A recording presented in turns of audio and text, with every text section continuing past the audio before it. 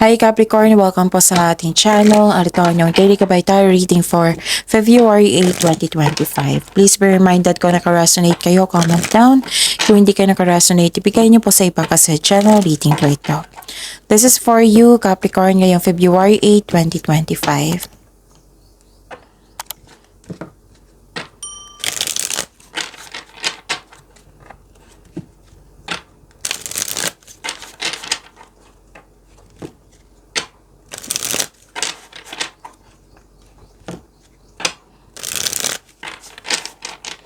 Para po ito sa inyo Capricorn ngayong February 8, 2025. Maraming salamat po sa inyong patuloy na suporta at maraming salamat din po sa mga hindi nag-skip ng ads. Gamitin ang reading na ito bilang gabay lamang. Oo. Sa mga hindi pa nag-subscribe, subscribe na po kayo at click bell notification para malaman nyo na may bago tayong video. Para sa mga gusto magpa-reading pa, may lumabas dyan sa screen nyo ngayon. Panoorin nyo po at sundin ang instruction.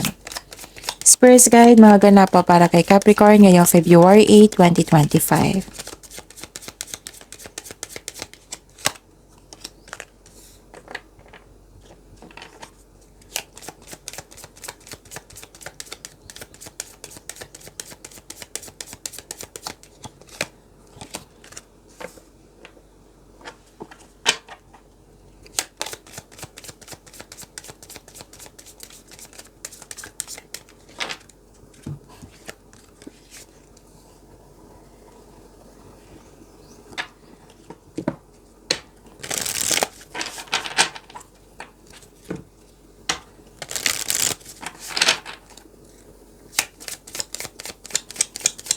Spirits Guide, mga mensahe po para kay Capricorn ngayong February 8, 2025. I need 2 cards po.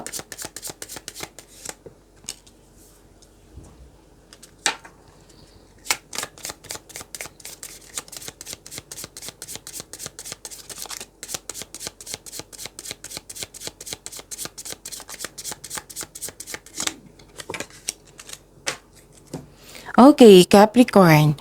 Ngayong February 8, 2025, pwedeng nagpasya kayong may lakad ngayon or nagpasya kayo na mag-travel sa malayong lugar. Kasi may nakita ko ditong new journey, adventure at pauwi para magbakasyon. Nakita ko rin dito na bibigyan mo ng aksyon yung matagal mo ng plano. At habaan ng pasensya kasi may delay at blockages ako nakikita dito. Pwedeng delay sa paggawa ng aksyon kasi may hesitation, delay sa paggawa ng desisyon kasi may tutol, pwede din na delay sa hinihintay nyo. May nakita ko dito ang loss of connection sa isang tao or isang tao na mahirap kausap. At mag-ingat kayo kasi may nakita ko ditong naninira sa iyo. Yun yung sabi ko sa inyo, pwedeng nangyari na ito na naalala nyo. Nagkaroon kasi ng loss of connection. Pwedeng sa isang things, opportunities ito. Yung parati kong example na binigay sa inyo na, for example, pera, pwedeng nagkasta, nawala, kinuha, nanakaw, na damage, ganun. So, labas po daw kayo sa comfort zone nyo. Step out of your comfort zone and heal your relationship. Spirits Guide, ano po yung energy ni Capricorn ngayong February 8, 2025.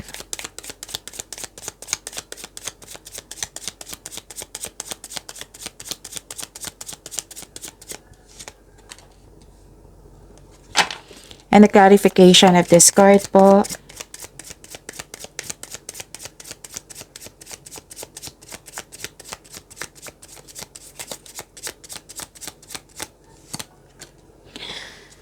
Okay. Kung may narinig kayo or may nakita kayong repeating message, meaning to say, pinupush ng cards niyan kasi ang lansin nyo, hindi pa binigyan ng atensyon. Na kung maaari din po, bigyan nyo po ng solusyon at aksyon. Remember, Capricorn, at the end of the day, alam mo na ikaw lang taong may kakayahan at responsable na gumawa ng sarili mong katotohanan at kinabukasan. So, ano yung energy ni Capricorn? Nakita ko dito na nagkaroon ng partnership, union, may parating na job opportunity or business partnership, kasosyo, grab mo na itong opportunity na ito kasi may nakita kong financial growth dito. Pero din may namuong relasyon po. So this card symbolizes shared feelings and mutual attraction. Mostly kasi romantic partnership ito. So isang malaking good news ito sa mga single po. Okay? Basta may nag-uusap dito, nagkasundo. Yan yung nakikita ko. Nakikita ko rin dito na nagkaroon po ng silver linings, moving on. This is a hope sign, naka-move on ka sa lahat ng unos na nagdaan at tanggap mo na ang mga nangyari. Pinatawad mo na sila, tigit sa lahat ang iyong sarili. Nagkaroon ng healing and growth sa araw na ito. Spirit's Guide, Career and Money po ni Capricorn ngayong February 8, 2025.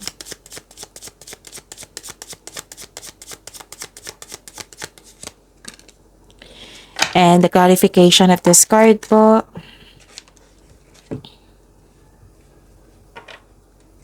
Sa inyong career and money.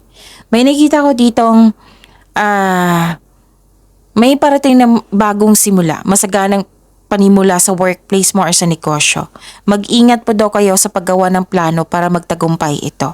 Ilan sa inyo dinedevelop yung bagong hobby nyo or skills para makatagdag income. Tutok kayo ngayon sa inyong trabaho. You are putting effort without rushing.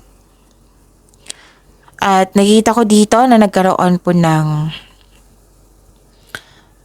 may taong maraming masakit na sinasabi sa iyo. Pwedeng may away po nagganap or argument, ganun. Hanggat maaga, iwasan mo itong taong ito. Okay? Pero gumagawa ka ng paraan dito eh. Gumagawa ka naghahanap ka na ng solusyon. Kasi parang sabi mo dito, sumusobra na. Ganun. Spirit's Guide.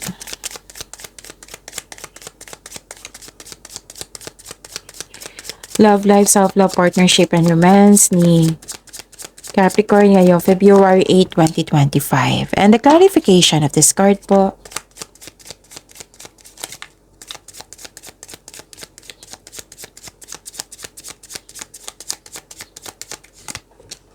Maraming salamat po sa patuloy na tiwala at suporta sa ating channel at maraming salamat din po sa mga hindi nag-skip ng ads. You're healing yourself from a heartbreak. Letting go sa mga pain at masasakit na alaala. Kahit malungkot ka, hunted ng disappointment or heartbreak, nag-make move ka na for recovery and releasing a pain. So this period of sorrow won't last forever. So look to the future with hope for new experiences. So this card is a reminder na you should avoid bringing your fear of heartbreak into a new situation.